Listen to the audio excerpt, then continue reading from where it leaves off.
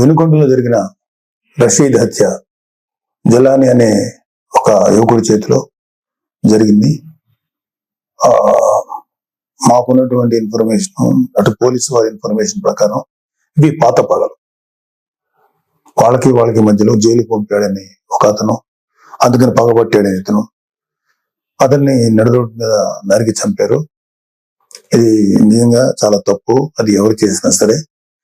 కానీ మీరు దీనికి రాజకీయ రంగు పొలవటానికి ట్రై చేయకండి. మీరు ఫస్ట్ పాయింట్, వైసీపీ నేత జగన్మోహన్ రెడ్డి గారికి మర్యాదపూర్వకంగా చెప్పేది ఏంటంటే, ఇంతకాలం మీరు శవ రాజకీయాలు చేసే ఇంత దూరం వచ్చారు. జనాలు మీరు చెప్పే మాటల్ని నమ్మటం ఎప్పుడో మానేశారు. ఖచ్చితంగా ఈ హత్యకి సంబంధించి మేము కూడా ఖండిస్తున్నాం. ఖచ్చితంగా ఎలాంటి వ్యక్తులైనా సరే, ఈ వెనకాల ఉన్న వాళ్ళు ఎవరినైనా సరే పట్టుకొని కోర్టుకు తీసుకెళ్లి శిక్షించాలని మేము కోరుకుంటున్నాం. అయితే ఇంకొక విషయం ఏంటంటే, గంజాయి ఇన్ఫ్లుయెన్స్ తో కూడా ఉండుంటది ఎవడైతే చంపాడు అని కూడా బయట ఉంది. సో ఇలాంటివన్నీ రకరకాల వెర్షన్స్ వస్తున్నాయి. సో మీరు అర్జెంటుగా వినుకొండ వచ్చి ఆ చనిపోయిన కుర్రవాడికి ఒక పార్టీ నాయకుడుగా మీ సానుభూతి తెలపడం అనేది మాకు ఎటువంటి అబ్జెక్షన్ లేదు, మంచిది కూడా తెలుపుతాం. కాకపోతే మీరు దాన్ని రాజకీయ రంగు పోలిని ఇంకా గట్టిగా నెల 10 రోజులు కూడా కాకుండానే, ప్రభుత్వం ఏర్పాటు అవ్వకుండానే మీరు రకరకాల విమర్శలు చేసి అక్కడికి వెళ్ళి జగన్ అన్న పథకాలు, జగన్ మామ, ఇంకా ఎంతకాలం మీరు ఇలాంటి మాటలు మాట్లాడతారు? అధికారం ఉన్నప్పుడు నటించారు, అధికారం పోయినప్పుడు నటిస్తున్నారు. నటనల మీద పరిపాలన సాగదు. ఈ విషయం ఇప్పటికే మీకు అర్థమై ఉండాలి, మీ వైసీపీ నాయకులు కూడా అర్థమై ఉండాలి. ఎంతకాలం ఇంకా నటిస్తారు మీరు? ఓపెన్ గా ఉండండి. 2019లో మీకు అద్భుతమైనటువంటి తీర్పు ఇచ్చారు ప్రజలు మీకోసం. దాన్ని మీరు అత్యంత దారుణంగా, దుర్మార్గంగా ఉపయోగించుకొని ప్రజల నెత్తి మీద కాలు పెట్టి తొక్కారు. ప్రజల్ని హింసించి వదిలేరు మీరు. మీ పరిపాలనలో సామాన్యులు సైతం భయపడ్డారు. ప్రజల కోసం నిలబడిన కొంతమంది నాయకులు, కొంతమంది కార్యకర్తలు తప్ప ప్రతి ఒక్కరు భయపడ్డారు. ప్రతి వాళ్ళు భయపడ్డారు. మీరు ఇప్పుడు వచ్చేసేసి ఏదో అన్యాయం జరిగిపోయింది, డెఫినెట్ గా ఇది తప్పే, దీన్ని నేను ఖండిస్తున్నాం. కానీ దీనికి రాజకీయ రంగు భూమి, ఈ శవ రాజకీయాలు చేయకండి. కూటమి ప్రభుత్వం పరిపాలనా పరంగా ఏదన్నా ఉంటే విమర్శించండి. ఇంకా నెల కూడా కాకపోయినా సరే అది చేయలేదు, ఇది చేయలేదు అన్నారు. ఓకే, అది ఎలా చేయాలో మాకు తెలుసు. కూటమి ప్రభుత్వానికి చేసి చూపిస్తాం. మీకన్నా అద్భుతమైన పరిపాలన ప్రజలకు వస్తుంది. మీరు అద్భుతమైన పరిపాలన మీరు చెప్పుకున్నారు. అంతకన్నా దుర్మార్గ పరిపాలన భారతదేశ రాజకీయ చరిత్రలో ఏ రాష్ట్రం జరగలేదు, ఓన్లీ ఆంధ్రప్రదేశ్ లో జరిగింది. అలాంటి దుర్మార్గమైన పరిపాలన మీరు అందించారు. అంటే కొన్ని కోట్ల రూపాయలు, వేల కోట్లు, లక్షల కోట్ల రూపాయలు ప్రభుత్వానికి, ఖజానాకి గండి కొట్టి, నెక్స్ట్ అసలు అంటే ప్రభుత్వాన్ని సర్వనాశనం చేసి, ఒక గవర్నెన్స్ ఏ విధంగా కొనసాగనివ్వకుండా నాశనం చేసి, మీ పరిపాలనలో లక్షల కోట్ల అవినీతి జరిగితే దాని గురించి మీరు ఎప్పుడు మాట్లాడలేదు. అంటే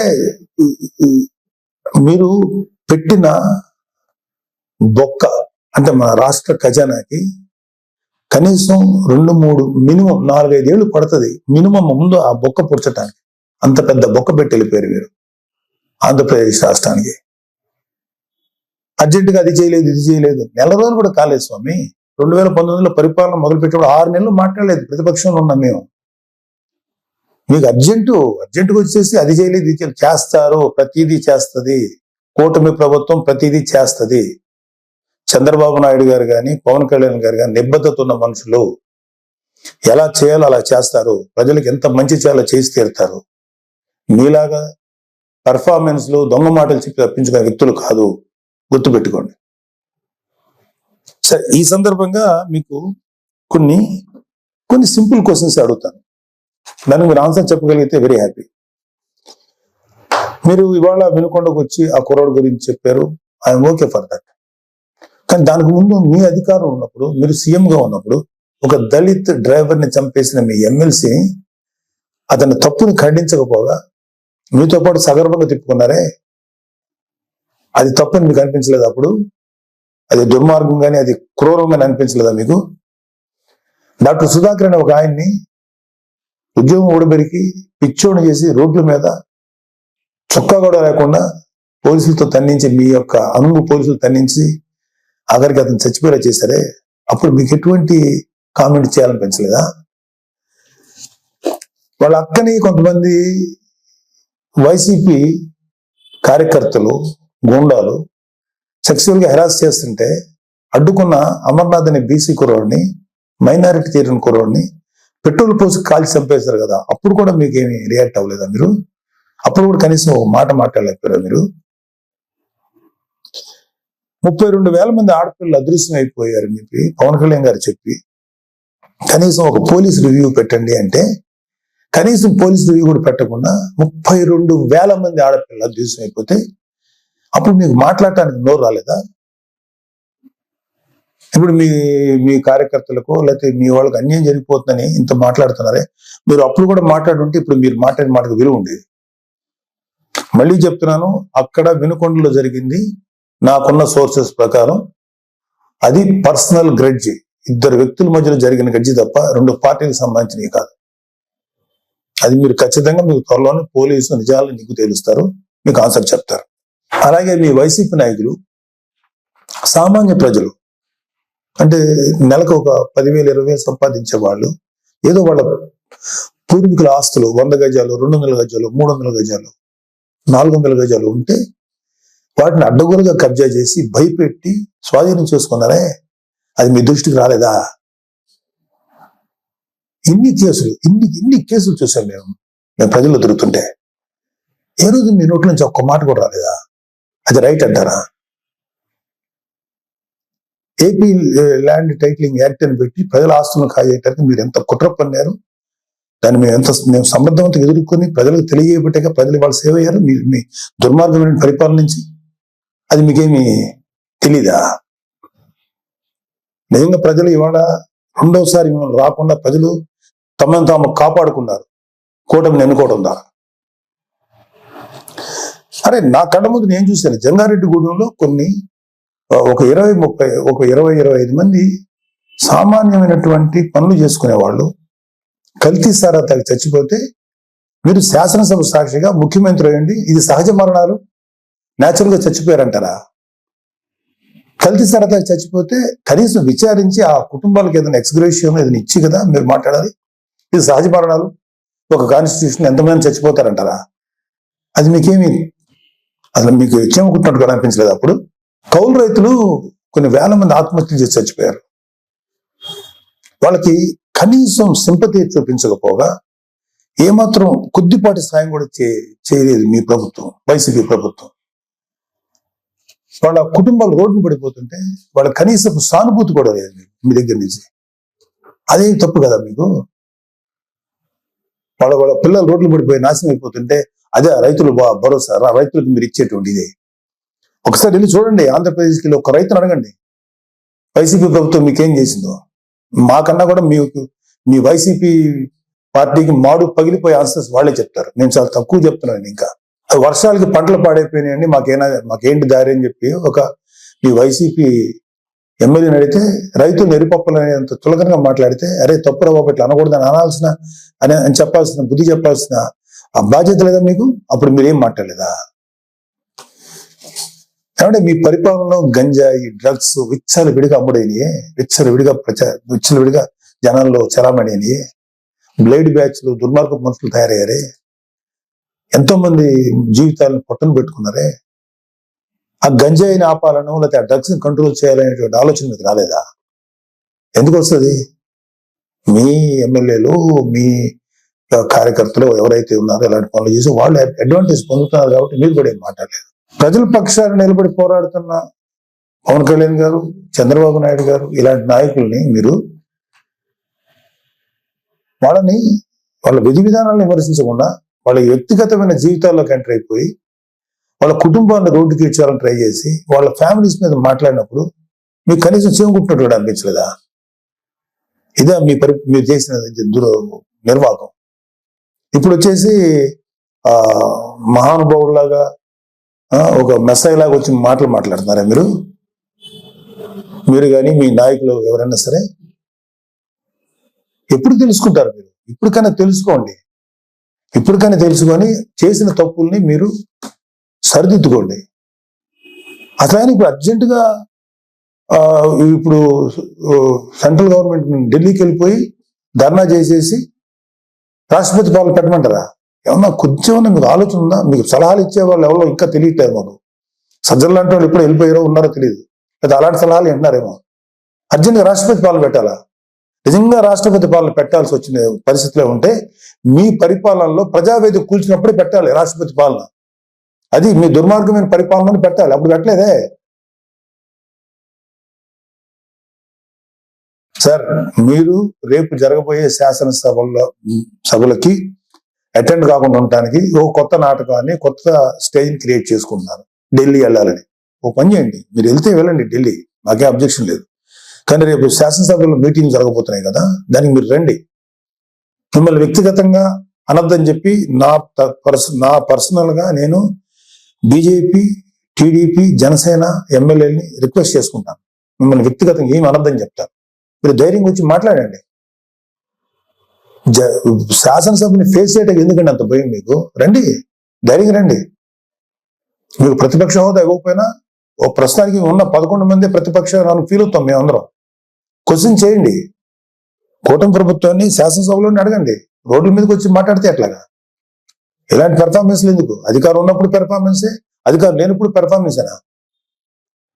ఇలాంటి ఇలాంటి ఇలాంటి కథలు చేయకండి ప్లీజ్. ఇప్పటికైనా తెలుసుకోండి. మీ మీద మాకు వ్యక్తిగతంగా ఎటువంటి కోపం లేదు, ఎటువంటి ద్వేషం లేదు.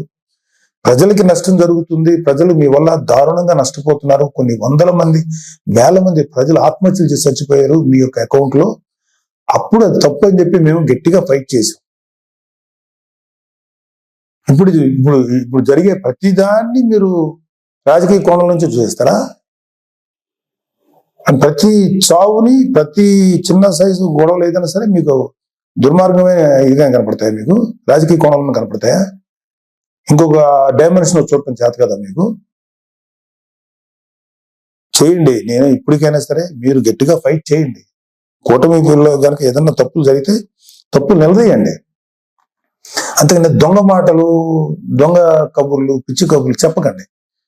మీకు ఒక పేపర్ ఉంది, మీకు భజన చేసేటువంటి కొన్ని మీడియా సంస్థలు ఉన్నాయి, పర్లేదు, వాటిని మీరు ఉంచుకోండి.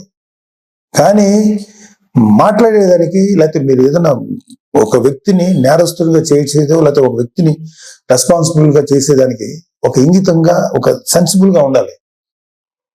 నేను అసలు మాట్లాడకూడదు, నాకెందుకు, నేను పార్టీ పనిలో చేసుకునేవాడిని, నాకు ఈ పొలిటికల్ గా నేను మాట్లాడకూడదని నేను ఇంతకాలం మాట్లాడాను. ఎన్నిసార్లు గత 40 రోజుల నుంచి ఊదరగొడుతున్నారు. అధికారం శాసనసభలో ప్రమాణ స్వీకారం చేసిన మొదటి రోజు నుంచి ఏం చేయట్లేదు. వెయిట్ చేయండి, అన్నీ చేస్తారు. అలాగే మీ వైసీపీ ప్రభుత్వ హయాంలో మీ నాయకులు, మీ రౌడీలు, మీ మాఫియా ఎమ్మెల్యేలు అందరూ ఎలాంటి దుర్మార్గాలు చేశారు, ఎలాంటి తప్పులు చేశారు, ఎన్ని వేల కోట్ల రూపాయలు కుంభకోణాలు చేశారు, అవన్నీ లిస్ట్ వస్తాయి, అవన్నీ బయటకు వస్తాయి, తగిన శిక్ష పడుతుంది. మీరు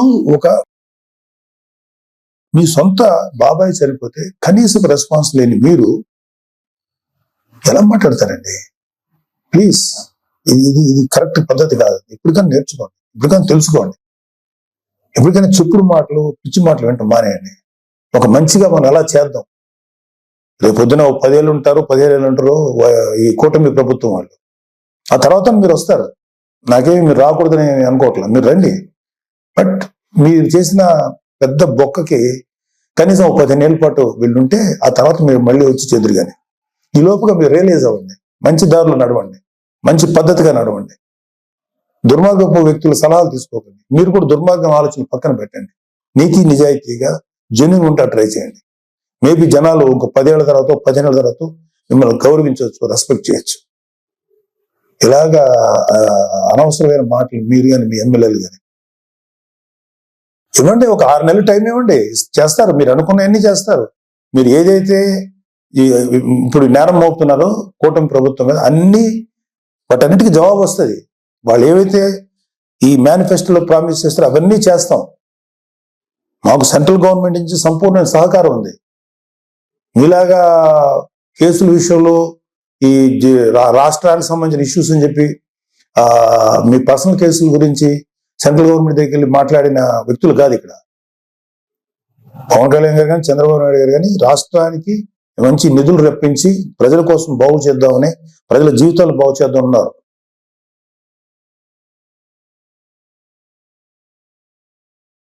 తెలుసుకోండి ఇప్పటికైనా. 10 ఏళ్ళ తర్వాత 15 ఏళ్ళ తర్వాత మళ్ళీ అవ్వచ్చు. మీరు ఇంకా చాలా వయసు ఉంది. దొంగ మాటలు మాట్లాడు లేకపోతే పిచ్చి మాటలు మాట్లాడేంత మాత్రాన జనాలు గొర్రెలా నమ్మరండి. జనాలు చాలా చాలా ఇంటెలిజెంట్ పీపుల్. వాళ్ళు ఎవడు మంచోడో, ఎవడు చెడ్డోడో, ఎవడు ఎలాంటివాడో ప్రజలు చాలా కూలంకషంగా గమనిస్తారు. త్వరలోనే మేము కూటమి ప్రభుత్వం మీకు సరైన ఆన్సర్ చెప్తుంది. ఇవన్నీ అయిన తర్వాత వెళ్ళండి. మీరు వెళ్ళి ఢిల్లీ వెళ్ళి ధర్నాలు చేసుకుంటారా, రాష్ట్రపతి వాళ్ళు పెట్టాలి కోరుకుంటే చెప్పండి. వాళ్ళకి సహేతుకమైన కారణాలు చెప్పండి. అడగటానికి రాష్ట్రానికి అర్జెంట్గా రాష్ట్రపతి పాలన గురించో అది పెట్టాలని అర్థం ఉందా? కొంచెం ఉందా మీకు?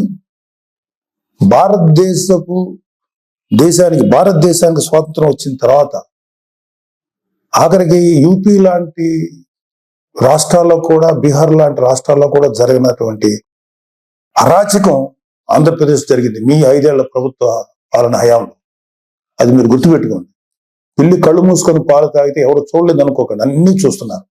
మీ మీద ఎన్ని రకాల దుర్మార్గాలు చేశారో మీ ప్రభుత్వంలో, మీ హయాంలో అన్నీ ఉన్నాయి. అన్ని బయటకు వస్తాయి, కంగారు పడకండి, అన్నీ వస్తాయి.